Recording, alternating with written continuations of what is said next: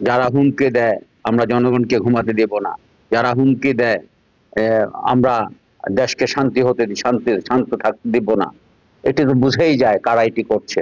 আমরা তাদেরকে চিহ্নিত করছি, অবশ্যই তাদেরকে আমরা আইনে আওতায় আনবো। আমাদের এই পর্যন্ত এই ঘটনা নিয়ে 2টি মামলা হয়েছে।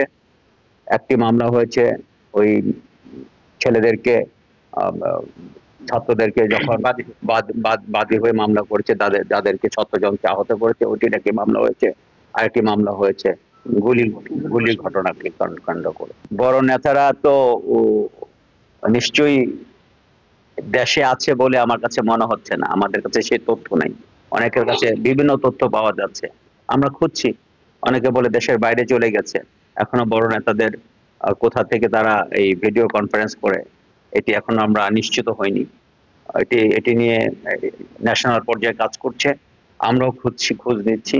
আমরা অবশ্যই যদি অবস্থান জানতে পারতাম আমরা ধরে নিয়ে আসতাম।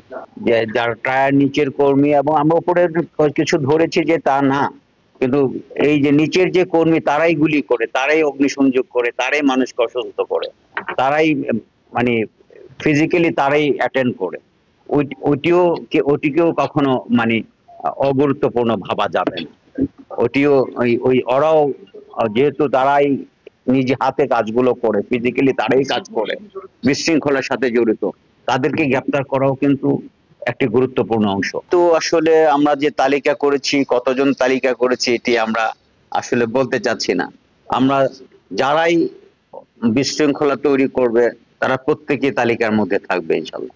সাইবার পেট্রোলিং কাজ করছে, সাইবার পেট্রোলিংয়ের মাধ্যমে যদি আমরা চিহ্নিত করতে পারি, আমরা তাদেরকেও আইনের আওতায় নিয়ে আসবো। আমার একটা স্মার্ট সিদ্ধান্তে 25% গ্যাসের খরচ কমেছে। ভাবছেন কিভাবে? সাধারণ গ্যাস স্টোভ বদলে আমি এনেছি আরএফএল গ্যাস স্টোভ। এর সাইন্টিফিক নজল ও ব্রাস বার্নার ক্যাপ সমানভাবে তাপ ছড়িয়ে রান্না করে দ্রুত, তাই গ্যাসও বাঁচায় 25%, টাকাও বাঁচে 25%। আরএফএল গ্যাস স্টোভ নিরাপদ ও গ্যাস সাশ্রয়ী।